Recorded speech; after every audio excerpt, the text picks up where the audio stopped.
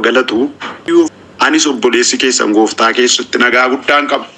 Sinillee gooftaa keessatti nagaa akkasin qabdan amantiidhaaf abdii guutuun Waaqayyo irraa qaba. Waaqayyoonni karaa hundumaan madda nagaa keenyaa ta'ee bara baraan maqaan isaa kan eebbifameef kan kabajame haa ta'u jechuun jaalladha. Egaa Waaqayyo amma yoonaatti nu gargaareera. Anis obboleessa keessan hojjetaa wangeelaa Dinqaa Iddoo Isaadhaa waldaa burqituu wangeela ifaa keessaan tajaajilaa.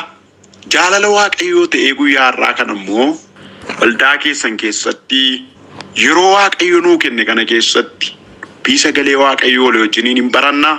Waaqayyoon sakaraa hundumaan nu gargaaree nu baatee nu fide maqaa isaa hin eebbifnaa. Guyyichi guyyaa galataadha. Waaqayyoof galatatu ta'a. Isa anaaf isiniin gargaaraa jiru Waaqayyoo keenyaaf galatatu ta'a. Waaqayyo nu gargaareera. Waaqayyo nu baateera. Waaqayyo nu danda'eera. Waaqayyo nuuf dhaabateera. Maqaan isaa bara baraan galateeffamu.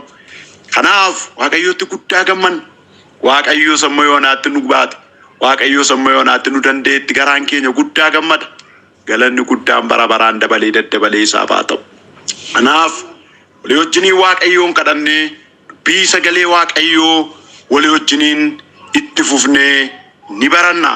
Waaqayyoon kadhanna. Arjummaaniif tolli kee araarri kee bara hamma bara baraatti itti fufee kan jiraatu yaa Waaqayyoo. Dubbattee hamma dubbattu kan geessu dubbiin kee mudaa hanqina kan hin qabne. Yaa isa hundumaa dandeessu yaa isa hundumaa gararraa jirtu karaa kee gamnee karaa kee jiraannee ati jireenya keenyaaf taanaan eegamnee geggeeffamnee kunoo yeroo kana dura kee geenyee nama galataa taanee dura keetti argamne. Maqaan Waaqayyoo gimbii jabaadhaa. Namni tolaan gara isaatti baqatee oola jedhamee akkuma caafame gara keetti baqannee oolle, gara keetti baqannee rakkina oolle, gara keetti baqannee lola oolle, gara keetti baqannee du'a oolle, gara keetti baqannee salphina oolle, gara keetti baqannee yaa Waaqayyo gidiraa oolle, gara keetti baqannee yaa Waaqayyo nyaatamuu oolle. Maqaa Kiristoos Iyesuus gooftaan galanni siif haa ta'u. Aarsaa galataa qabnaa. Warri gargaaramne warri baatamne haleluuyaa. Warri itti galaana rakkinaa galaana du'aa ceesiftee nu fidde galata qabnaa. Hin gargaaramne galata qabnaa. Hin jiraanne galata qabnaa. Hin eegamne galata qabnaa. Haleluuyaa. Awwaala keenyatu baname galata qabnaa. Maqaa gooftaa maqaa Yesuus Kiristoosiitiin ankee dabalee daddabalee kan eebbifame haa ta'u. Maqaa gooftaa maqaa Yesuusiitiin ankee dabalee daddabalee galataa ulfina guddaa haa argatu. Haleluuyaa, haleluuyaa, haleluuyaa. Abbaa bara baraa hangafa nagaa michuu lafa onaa yaasa darbattee ijoollee kee hin ganne yaasa darbattee ijoollee kee hin dhiifne. Ralas pora diva te mekasika pravila doma darra jene loka trispaina baya. Maqaa gooftaa maqaa Yesuusiin maqaan kee kan eebbifame haa ta'u. Arjummaa kee jaalala kee hikkeessaa kee sadaangaan qabne sanaafi nuyi galata qabnaa. Warri jiraanne cal jechuu hin dandeenyu. Maqaa gooftaa maqaa Yesuus Kiristoosiin maqaan kee eebbifamu. Jaalalatii fannoo irratti nutti argisiifte sanaanii du'arraa baraaramne. Salphinarraa baraaramne hidhaan keenya hiikamee anjoon nurraa cabee jiraannee dura kee dhufne galata qabannee dura kee dhufne. Haleluuyaa. Maqaa gooftaa maqaa Yesuus Kiristoosiin maqaan kee eebbifamu. Maqaa gooftaa maqaa Yesuusiin maqaan kee kabajamu. Raalaataa saataa mandaa kireebas. Haleluuyaa. Maqaa gooftaa maqaa Yesuusiin maqaan kee eebbifamu. No yeroo kana dura kee jirraa yaa Waaqayyo. Mas'utuu galata siif dhiyeessinu nuyi namoonni cubbamoonni nuyi namoonni gadadamoonni dura keetti argamne araara kee barbaannaa yaa Waaqayyo. Sagalee kee irratti caafamee jira. Araarri Waaqayyoo ganama ganama hin haareffama jedhamee akkuma barreeffame. Yeroo hundumaa haareffamu araara kee sanaan gara keenya ilaali. Yeroo hundumaa haareffamu araara kee sanaan gara jireenya tokkoon keenya ilaali. Maqaa gooftaa Yesuus Kiristoosiin nu biraan darbin. Maqaa gooftaa Yesuus Kiristoosiin jireenya keenya biraan darbin. Maqaa gooftaa Yesuus Kiristoosiin dubbii keenya biraan darbin. Namummaa keenya bira dalatos meena badii polopaa isene venema kloba gida lola laborra la bagadia. Nu biraan darbin. Nu qulleessi. Yesuus nu qulleessi Yesus. Hoolaa Faasikaa keenya isa jiraata. Kiristoos ilma Waaqayyoo baa cubbuu jalatti nama laaluus kan sitti hin tolle. Hidhamuun keenya rakkachuun keenya kan sitti hin tolle. Gadadamuun keenya dhiphachuun keenya kan sitti hin tolle. Waaqa baniitii maqaa Gooftaa Yesus Kiristoosiin araaraan nu ilaali. Dadaayiten dos paradii bilaatiyaa. Jaalala kee haa ta'u Waaqa baniitii araaraan nu ilaali. Maqaan kee haa eebbifamu, qaan kee haa kabajamu, roonuu laatte hundumaaf maqaa Yesus Kiristoosiin si haa galatu. Nutti gadi jedhi, nutti dubbadhu. Dhaa keenya hiikii, injoo nurraa caccabsi, sodaa nurraa caccabsi, yaaddoo nurraa caccabsi. Maqaa Gooftaa maqaa Yesus Kiristoosiin humna kee humna isa jiraataa sanaan, humna sagalee kee keessa jiru sanaan, humni du'aa nurraa kan caccabe haa ta'u, humni rakkinaa nurraa kan caccabe haa ta'u. Ni lolaa nurraa kan caccabe haa ta'u, ni gidiraa nurraa kan caccabe haa ta'u. Haaleluyyaa. Haa caccabu qaa Gooftaa maqaa Yesus Kiristoosiin nan jedhaa. Fuura keenya dhiphisu, fuurri yaada keenya dhiphisu, fuurri namummaa keenya dhiphisu, fuurri fayyaa keenya dhiphisu qaa Gooftaa Yesuusiin raawwatee kan waraaname haa ta'u. Qaa Gooftaa maqaa Yesuusiin raawwatee kan waraaname haa ta'u. Haaleluyyaa. Haaleluyyaa. Maqaa Gooftaa maqaa Yesuusiin humni dukkanaa kan rukutame haa ta'u. Sammuu dhaloota kanaan kan mormu shiikaatarras paralatifaayiyaa doolappiina maseevene mechooniyaas. Hafuura ijoollee kanaan lolu, boloota koon kan lolu, sagantaa kanaan kan lolu. Qaa Gooftaa maqaa Yesus Kiristoosiin raawwatee kan adabame haa ta'u. Waaqayyoodhaati.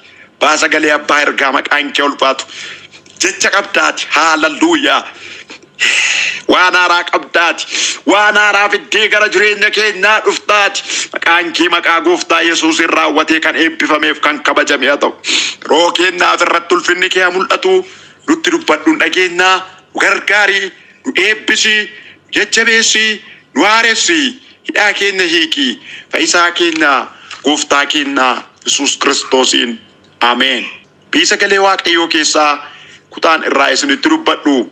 Ergaa Phaawulos qulqulluu warra Qolaasaayisii barreessu boqonnaa 4 lakkoofsa 7 kaaseetan hanga lakkoofsa 12 dubbisa. Irratti kanan dubbadhu lakkoofsa 12 irra yoo jiraate iyyuu lakkoofsa 7 kaaseetan dubbisa. Ergaa Phaawulos warra Qolaasaayisii barreesse Qolaasaayis boqonnaa 4 lakkoofsa 7 kaasee. Akkas jedha sagalee Waaqayyoo. Xiiqoos obboleessi jaallatamaan hojii keessattis hidhati amanamaan waa'ee koo hundumaa isinitti himuuf jira.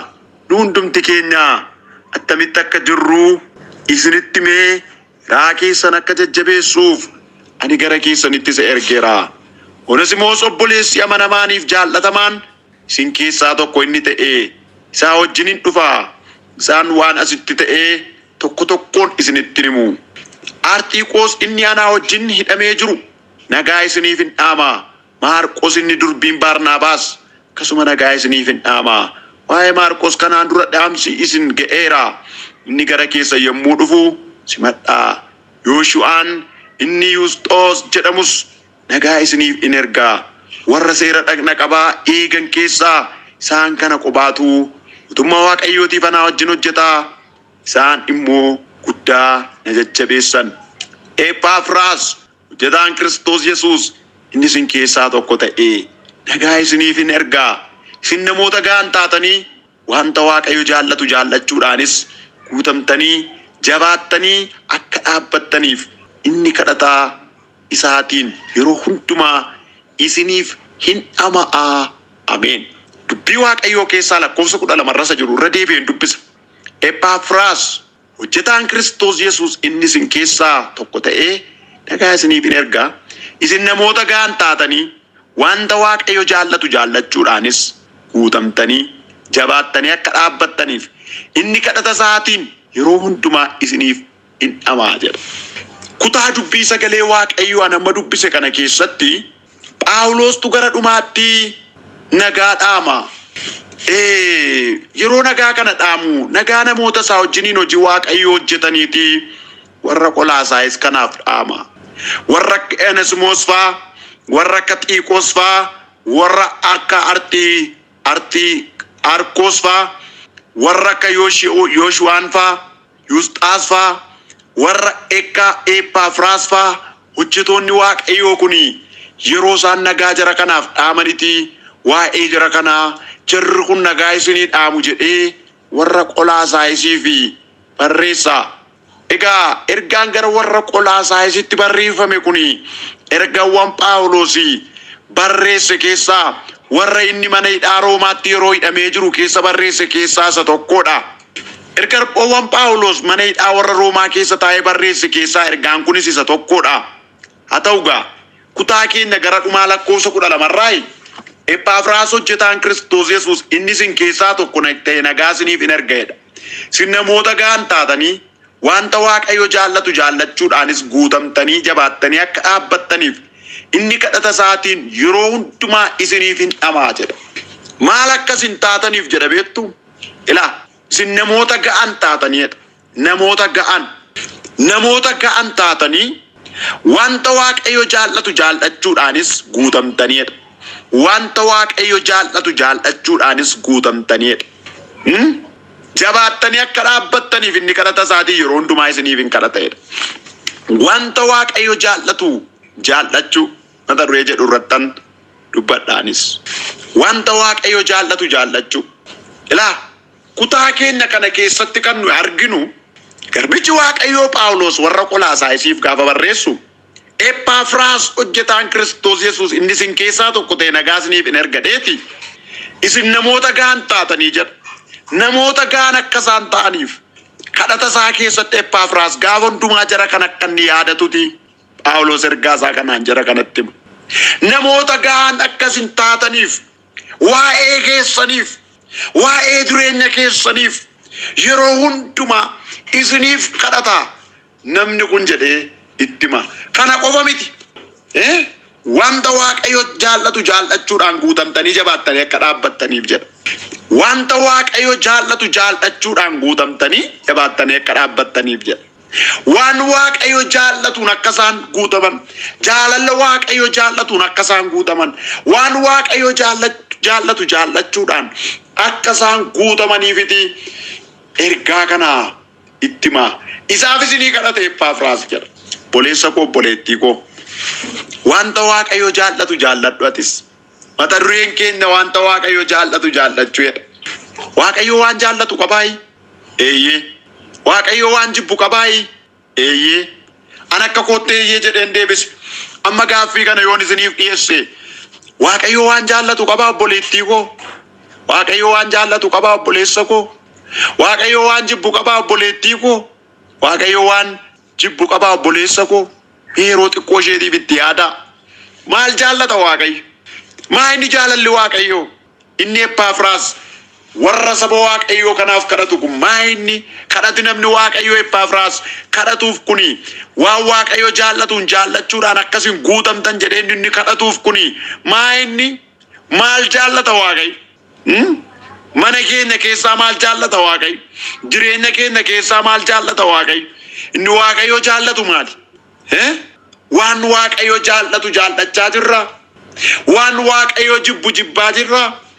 Waan Waaqayyo itti gammadu itti gammadaa jirra. Waan Waaqayyo itti gaddutti nus gaddinee bira darbaa jirra. Maal jaallata Waaqayyo? Maal barbaada Waaqayyo? Maa inni jaalalli Waaqayyo? Maa inni yaadni Waaqayyo? Itti yaaduun baay'ee barbaachisaadha. Waaqayyo maal jaallata isa jedhuufi mee walii wajjiniin itti fufnee ilaalla waan Waaqayyo jaallatu. Tokkoffaa irratti wanti Waaqayyo jaallatu maa inni yoo jettan qulqullummaadha. Qulqullummaa. Waaqayyo qulqullummaa jaallata. Maaliif? Ofii isaatii qulqulluu waan ta'eef. Ilaa Waaqayyo qulqullummaa jaallataa jenne maaliif? Maaliif qulqullummaa jaallata Waaqayyo? Ofii isaatii qulqulluu waan ta'eef. Waaqayyo qulqulluudha. Maqaan isaa bara baraan galateeffamu. Waaqayyo ofii isaatii qulqulluu waan ta'eef, Waaqayyo ofii isaatii qulqulluu waan ta'eef qulqullummaa barbaada. Anarraa sirraa Waaqayyo qulqullummaa barbaada. Waaqayyo qulqullummaa jaallata. Wanta Waaqayyo jaallatu qulqullummaadha. Waan qulqulluu ta'e jaallata Waaqayyo. Jireenya qulqulluu ta'e jaallata Waaqayyo. Waaqayyo ofii isaatii qulqulluu waan ta'eef waan qulqulluu ta'e jaallata. Maqaan isaa bara baraan galateeffamu. Waaqayyo har'as anarraas isinirraas kan inni barbaadu kan inni jaallatu maa inni yoo jettan qulqullummaa. Maal jedha seetan sagalee Waaqayyo irraa? Isa duraa Qorontos boqonnaa 3 lakkoofsa 16. Isin mana qulqullummaa Waaqayyoo akka taatan warri Waaqayyoos isin keessa buufatee akka jiru hin beektaniire? Namni mana qulqullummaa Waaqayyoo yoo balleesse Waaqayyo immoo isan balleessa.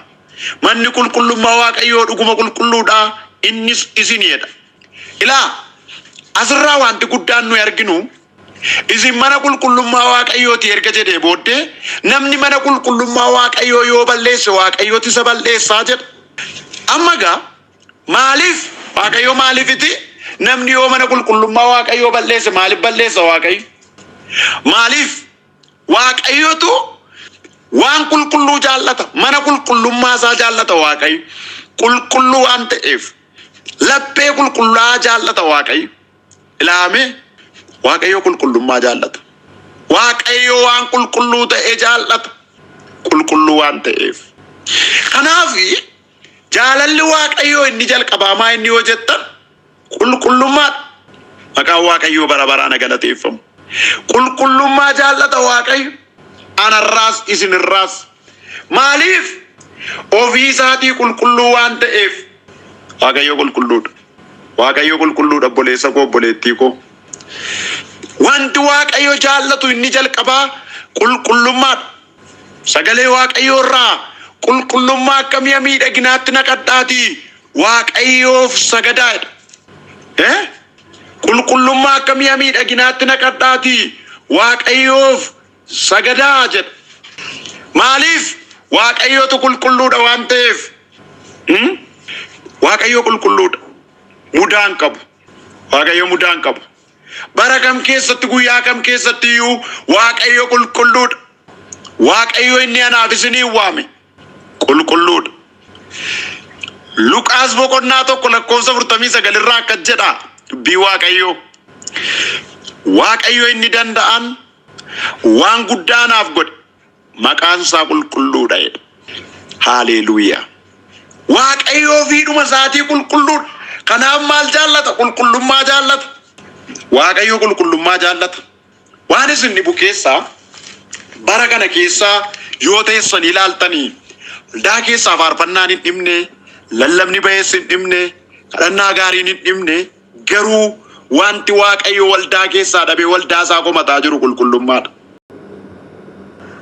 Miidhaginaatti naqadhaati dhimne, lallabni ba'ees hin dhimne, kadhannaa gaariin hin dhimne, garuu wanti Waaqayyo waldaa keessaa dhabee waldaa isaa komataa jiru qulqullummaadha. Ilaa boloota koo wanti Waaqayyo waldaa isaa keessaa irra dhabee komataa jiru maa inni yoo jettanii faarfannaa miti. Kadhannaa dhedheeraan jira, faarfannaa dhedheeraan jira. Garuu maaltu dhibe waldaa Waaqayyoo keessaa yoo jettanii ilaaltanii qulqullummaatu dhibe. Waaqayyo immoo qulqullummaa barbaada. Ilaa Waaqayyo jireenya keenyarraa, mana keenyarraa, anarraa, isinirraa kan Waaqayyo barbaadu qulqullummaadha. Maaliif? Qulqullummaa jaallata Waaqayyotu. Waa tokkoon sitti magaa. Waldaa keessaa wantoonni barbaachisan baay'een jiraataniiti qulqullummaan dhibeen jedhe. Waaqayyo immoo qulqulluu waan ta'eef qulqullummaa jaallata. Atis yoo qulqullummaatti jiraatte si jaallata Waaqayyo. Waaqayyo nama hundumaan jaallata. Waaqayyo biyya hundumaan jaallata. Dhaloota hundumaan jaallata. Addumaan immoo warra isaaf qulqullaan, warra jireenya isaanii isaaf qulqulleessan, warra namummaa isaanii isaaf adda baasan addumaan hin jaallata Waaqayyo. Maal jedha sagaleen Waaqayyo? Waaqayyo fayyisaa nama hundumaati jedha. Addumaan immoo kan amantootaati jedha. Wanti Waaqayyo jaallatu qulqullummaadha. Atis qulqullummaa jaalladhu. Sobarraa gori, jibbarraa gori, waan xuraarraa gori. Isa Waaqayyo jaallatu jaalladhu. Isa Waaqayyotti gammadutti gammadi. Waaqayyo qulqullummaa jaallata, atis qulqullummaa jaalladhu. Gooftaan nuun haa gargaaru. Inni lammaffaani Waaqayyo maal jaallata isa jedhuufi Isa Waaqayyo jaallatu keessaa inni lammaffaan jaalala. Waaqayyo jaalala jaallata. Jaalala. Waaqayyo nama hundumaarraa jaalala barbaada. Maaliif? Ofii isaatii Waaqa jaalalaati. Waa'ee jaalalaa eenyurraa barra yoo jettan Yesuus. Hiika jaalalaa kan nu irraa barru Yesuus. Yesuus Kiristoosii ofii isaa harka isaa bal'isee fannoo irratti ol ba'eetii hiika jaalalaa nutti argisiise. Jaalala jechuun egaa isa. Har'a yaa obboleessa koo yaa obboleettii koo isa Waaqayyo jaallatu jaallachaa jirta. Waaqayyo jaalala jaallata. Waaqayyo jaalala barbaada. Kan Waaqayyo jaallatu jaalala. Isa jaallachuu keenya jaallata. Nama jaallachuu keenya jaallata. Waaqayyo jaalala jaallata. Roo baay'ee ani nama Waaqayyooti. Ani hojjetaa Waaqayyooti. Ani tajaajilaadha. Ani abbaa wangeelaati. Ani raajiidha jennaa. Garuu jaalalli keessa keenya jira. Garaa jaalala namaaf qabna. Garaa namaa ba'u namaaf qabna. Garaa namaa dhiisu namaaf qabna. Jaalalli jira jireenya keenya keessa. Waan hundumaan guutuu ta'ee jaalala turruu yoon ta'ee waan bu'aa na buusanaaf hidhaa waan hundaa jaalala jaalala jaalala hidhaa waan hundaa jaalala. Laamee waan hundumaa raawwatamaa fi xaambaa akka inni ta'u kan taasisu jaalala. Waaqayyo Waaqni nuyi gara isaa dhufne kun Waaqa jaalalaati.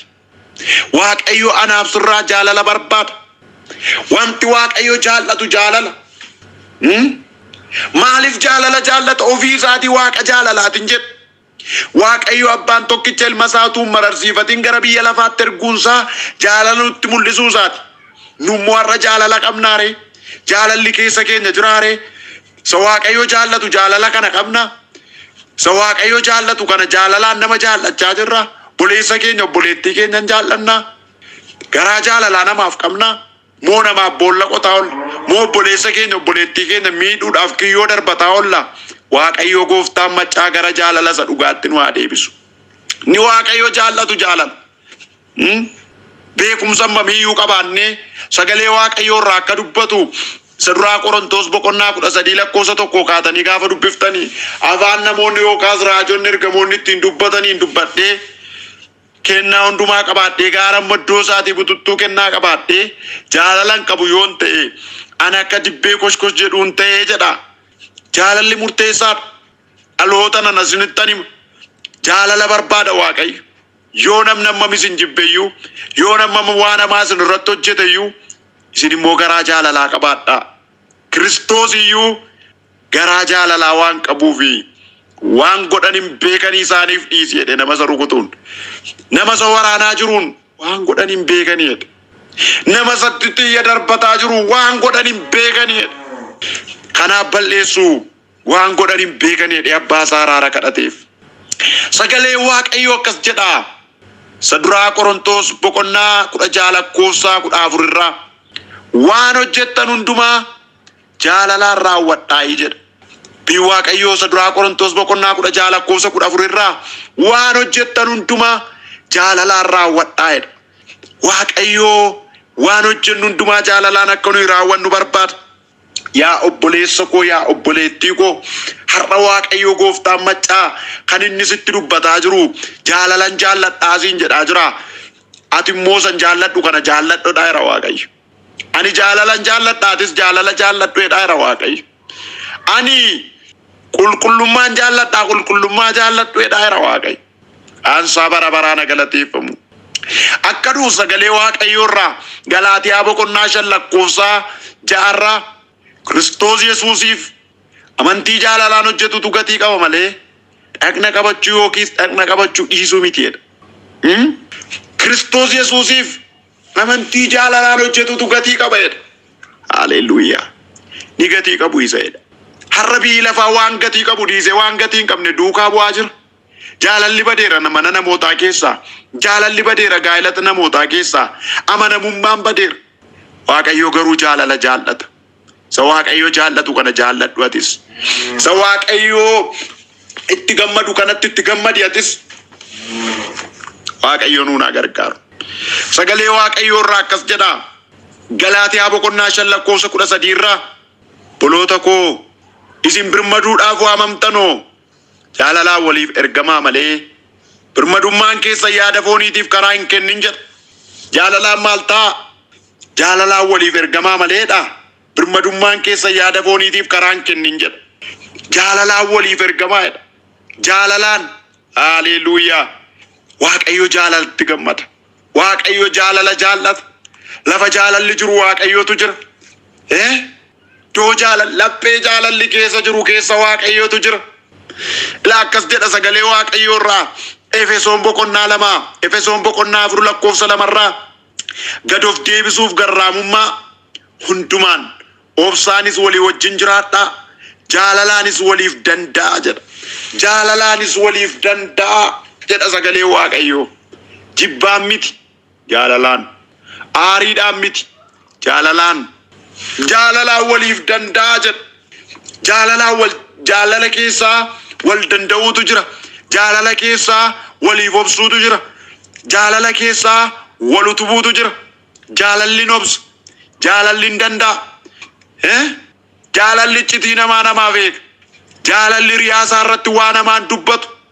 Jaalalli riyaasaa boolla keessan buusu. Jaalalli riyaasaa fuudhee hamminaaf hin kennu. Jaalalli obboleessa isaa obboleettii isaa fuudhee salphinatti hin kennu. Jaalala. Waaqayyo jaalala ofuma isaatii. Kanaaf jaalala jaallata. Isa Waaqayyo jaallatu jaalladhatis. Jaalala Waaqayyo jaallatu kana jaalladhu. Waan Waaqayyo jaallatu hin jibbin.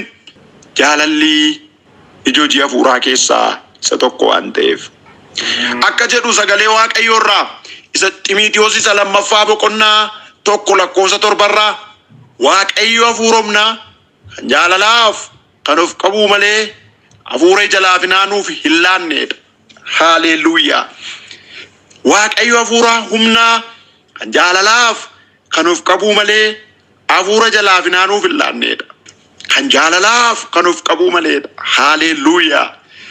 Malee hafuura ija jabinaanuuf hin laanneedha. Ni Waaqayyo nuu kenne isa kan ija laafinaa mitiidha. Obboleessa koo yaa obboleettii koo. Ni Waaqayyo nuu kenne hafuura ija laafinaa miti. Hafuura jaalalaati malee. Hafuura sodaa miti. Hafuura jaalalaati malee. Maqaan Waaqayyoo bara baraan galateeffamu.